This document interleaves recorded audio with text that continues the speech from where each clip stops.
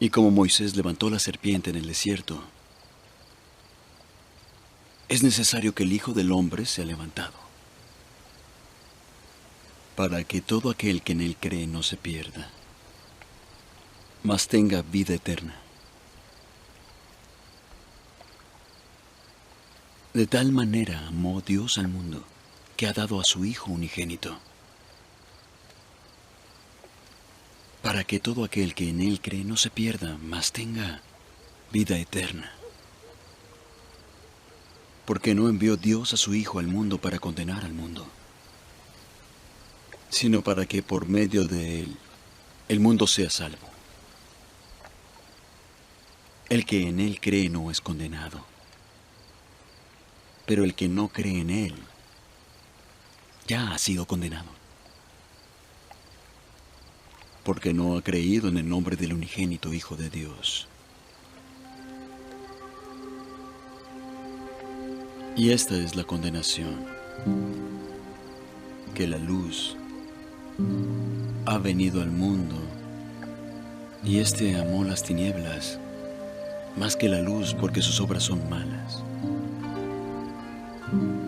Pues todo aquel que hace lo malo aborrece la luz, y no viene a la luz para que sus obras no sean reprendidas. Pero el que vive la verdad viene a la luz, para que se ponga de manifiesto que sus obras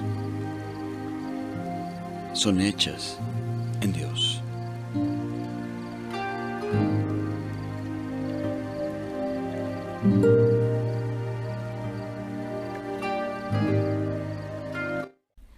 El texto evangélico que acabamos de escuchar constituye el trozo final del diálogo que, en horas de la noche, mantuvo Jesús con Nicodemo.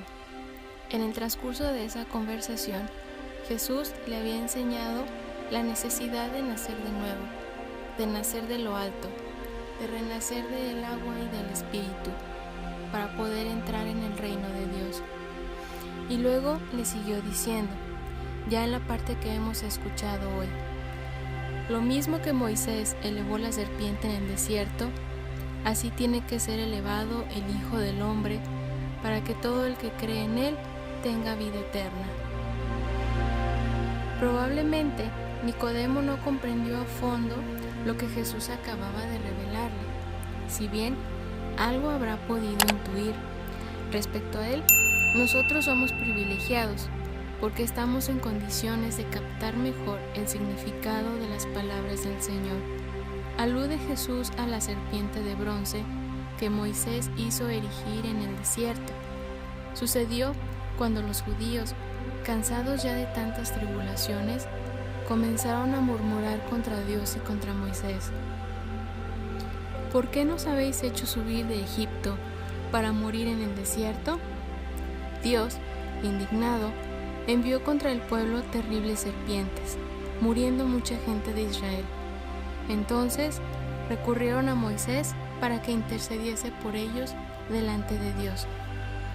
Conmovido por la súplica del caudillo, el Señor le mandó hacer una serpiente de bronce y colocarla sobre un poste.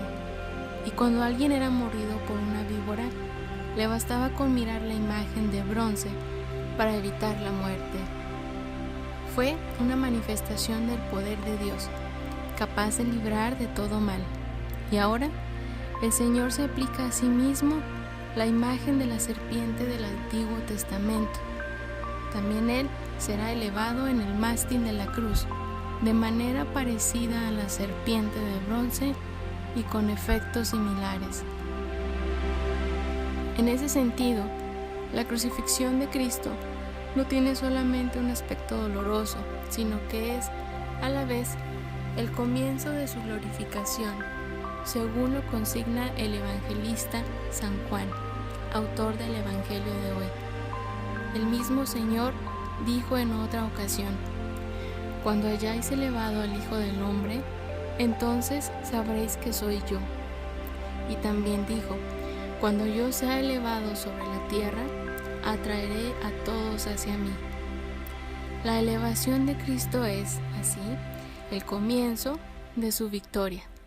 Desde la cruz, como un imán divino, ejercerá una influencia universal. Todo lo atraerá hacia sí. Jesús será allí la nueva serpiente, no como aquella del Génesis que en el paraíso terrenal sedujo a nuestros primeros padres y siguió seduciendo al pueblo elegido a lo largo de su historia.